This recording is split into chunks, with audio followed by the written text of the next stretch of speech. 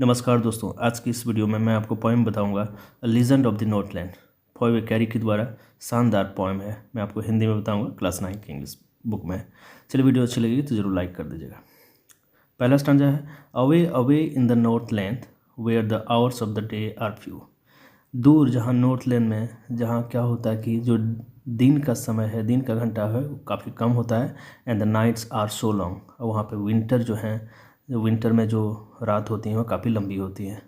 That they can not sleep them through, और इतनी रात लंबी होती है कि वहाँ के लोग ज़्यादा सो भी नहीं सकते हैं पूरा रात। Away away in the Northland where the hours of the day are few and the nights are so long in winter that they can not sleep them through. Northland में दिन जो है काफ़ी छोटे होते हैं और रात जो है बड़ी होती हैं ठंडी में, और रात इतनी बड़ी होती है कि पूरा रात कोई सो नहीं सकता है। आगे बढ़ते हैं, अगला स्टांजा को ले लेते हैं। यह where they harness the swift reindeer to sledge when it snows and the children look like bears cub in their funny furry clothes. वहाँ पे क्या होता है, जो रेंडियर एक होती है हिरन, जो बर्फ़ में काफ़ी ज़्यादा तेज़ चलती है, उसमें हार्नेस लगा दिया जाता है जिसमें कि लोग बैठ करके चलते हैं। स्लेज लगा दिया जाता है ना, वो काफ़ी चलते हैं। वहाँ के बच्चे जो होते हैं ठंड में, बर्फ़ में, वो बियर के कप यानी भालू के बच्चे जैसे सब जगह जो बर्फ़ है वो लगे रहते हैं, यानी पूरी तरह से वो भालू के बच्चे लगते हैं, काफ़ी फनी लगते हैं। और फ्यूरी क्लॉथ्स मतलब पूरे कपड़े में जो है वो बर्फ़ लगे रहते हैं। ये देखिए रेंडियर है और बच्चे कैसे भालू के जैसे लग रहे हैं। ये रेंडियर में हार्नेस लगे हुए हैं। They tell them a curious story. वहाँ पे वो लोग एक कहानी सुनाया करते हैं। I don't believe it's true. यहाँ पे कवि कहते हैं कि मुझे नहीं लगता कि ये सही है। I don't believe it's true मतलब मुझे नहीं लगता कि ये सही है। And yet you may learn a lesson, लेकिन हाँ, आप इससे कोई लेसन सीख सकते हैं। If I tell the tale to you, यदि मैं वो कहानी आपको बताऊँ तो आप इसमें से कोई एक लेसन सीख सकते हैं। आपके लिए अच्छा होगा, आपको कुछ मैसेज यहाँ से मिल सकता है। तो ये पूरी कहानी नॉर्थलैंड की है, बहुत इंटरेस्टिंग है। अब आगे देखिएगा, यहाँ पे एक लेडी होती हैं, वो आगे के स्टांजा में आपको बताऊँ। वीडियो अच्छा लगेगा ज़रूर चैनल को सब्सक्राइब कर लीजिएगा। अगला स्टांजा है, once when the good saint Peter एक जो पादरी होता है, जो धर्म का प्रचार करता है, वो क्या कर रहा है, इधर उधर घूम रहे थे, मतलब जंगलों में हो रहे थे। Lived in the world below, मतलब वो रहते हैं दूर दराज में जंगलों में। And walk about it preaching, वो क्या करते हैं, सेंट पीटर सब जगह घूम घूम के अपना प्रवचन देते हैं। ये देखिए सेंट पीटर है, तो सब जगह घूम घूम करके अपना प्रवचन देते हैं। प्रीचिंग का मतलब प्रवचन देना। Just as he did you know, तो सब जगह प्रवचन देते हैं घूम घूम करके सेंट पीटर, और उनका मुख्य काम है लोगों को सही राह दिखाना। तो सेंट पीटर घूम घूम करके सब जगह प्रीचिंग कर रहे हैं, प्रवचन दे रहे हैं, लोग सुनते हैं, है ना, इस तरह से। नेक्स्ट है, he came to the door of a cottage, लेकिन वो एक बार आते हैं कहाँ पे, एक झोपड़ी में, कुटिया के दरवाजे पे। इन ट्रेवलिंग राउंड द अर्थ, यानी पूरी दुनिया को घूमते घूमते उस झोपड़ी के आसपास आती हैं दरवाजे पे, जैसे साधु संत आते हैं। Where a little woman was making cake, जहाँ पे एक छोटी औरत जो है केक बना रही थी वहाँ पे। And baking them on the hearth, और केक को बना करके वो हर्थ पे रख रही है। हर्थ का मतलब होता है जहाँ भट्टी लगा रहता है, चूल्हा, जहाँ पे केक को पकाया जाता है। तो ये काम वो वुमेन कर रही थी, और उसी दौरान जो है सेंट पीटर आ जाते हैं उनके घर के दरवाजे के ऊपर, और वो क्या कहते हैं हम लोग आगे देखेंगे। चलिए, एंड बीइंग फेंट विथ फास्टिंग, वो जो सेंट पीटर था वो काफ़ी हाँफ रहे थे, और क्योंकि वो भूखे थे, वो फास्टिंग में थे, वो कुछ खाए नहीं थे। For the day was almost done, और चूँकि दिन भर इधर उधर घूमने और प्रीच करने यानी प्रवचन देने के बाद वो काफ़ी ज़्यादा भूखे रह गए थे। ही आस्क्ड हर, अब वो सेंट पीटर जो है उस लेडी से मांगती है, कहती क्या क्या कहते हैं, from her store of cake, यानी उनके यहाँ जितने भी केक्स थे उनमें से to give him a single one, कि मुझे एक केक दे दो तुम, चूँकि मैं भूखा हूँ, मैं प्रीचिंग कर करके सब जगह से आया हूँ। तो इस तरह से उस लेडी से वो मांगते हैं क्या, केक का एक पीस। फिर देखिए, सी made a very little cake, चूँकि उस औरत ने क्या किया, सुनने के बाद एक बहुत छोटा सा केक को बनाया, बट एज इट बेकिंग ले, और उसको पकाया।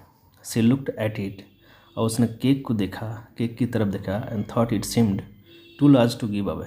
और उसके दिमाग में आया कि अरे भैया ये तो बहुत बड़ा केक है देने के लिए। ऐसा होता है ना, कभी कभी कोई आपसे कुछ मांग ले तो छोटी भी चीज़ रहे लेकिन आपको बहुत बड़ी लगती है। इस तरह से उस औरत को लग रहा था कि मैं केक तो बनाई हूँ छोटी, लेकिन वो मुझे उसको देने में, सेंट पीटर को देने में काफ़ी ज़्यादा बड़ा लग रहा। अब क्या होता है, कहानी में ट्विस्ट आ रहा। चलिए इसी दौरान आप चैनल को सब्सक्राइब भी कर लो। चलो देखो अगला stanza. Therefore she needed another. ये सोच करके कि ये बहुत बड़ा है, लेकिन उसने एक और आटा को गूंथा, यानी नीडेड का मतलब आटा को गूंथना। And still a smaller one, और जितना बड़ा वो बनाई थी पहले उससे भी छोटा बनाई।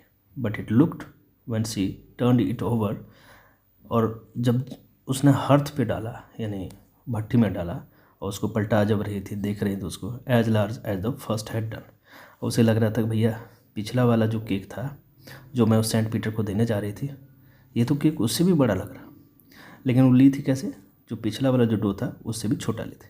लेकिन जब देने की बारी आई तो इस लेडी को फिर से लग रहा है, इस वुमेन को फिर से लग रहा है कि बहुत बड़ा केक मैं उसे दे रही हूँ। Then set to cut in scrap of dough. और फिर वो सोचती कि अरे यार इससे भी छोटा केक उसको देना। तो छोटा डो लेकर के उसको क्या करती है, एनरोल इट फ्लैट, और बहुत पतला उसको, जैसे रोटी को हम लोग बहुत पतला करते हैं उस तरह से बहुत पतला कर दिया।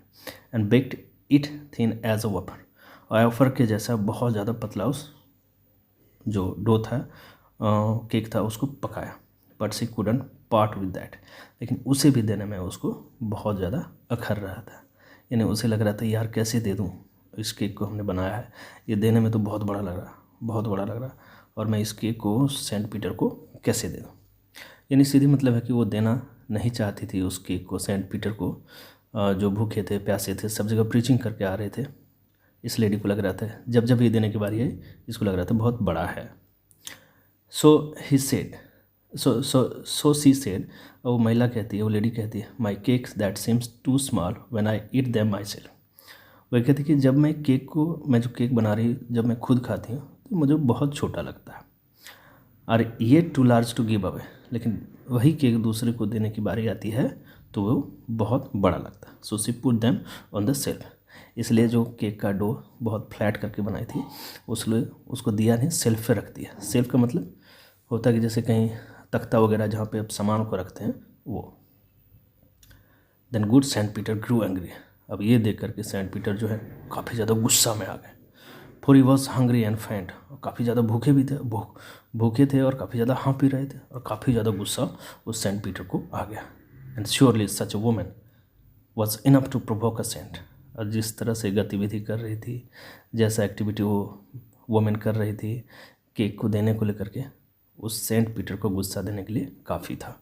And surely such woman was enough to provoke का मतलब गुस्सा देना, टू प्रोवोक अ सेंट, यानी उसकी गतिविधि उस सेंट पीटर को गुस्सा देने के लिए काफ़ी था।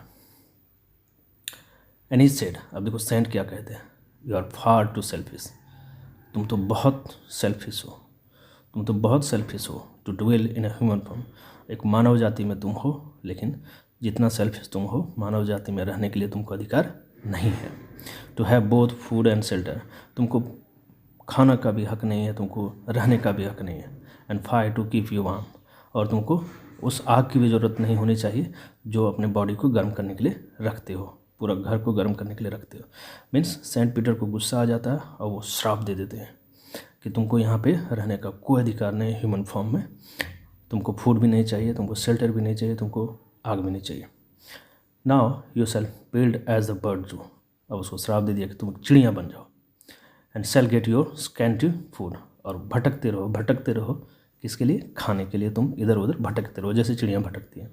Bye boring and boring and boring, और बोरिंग मतलब बेकार इधर उधर भटकते रहो फूड की तलाश में, खाने की तलाश में, भोजन की तलाश में। All the day in the hard dry would, और पूरा जंगल में, देखो ड्राई वुड का मतलब हो गया पूरा जंगल में तुम घूमते रहो, ठीक है।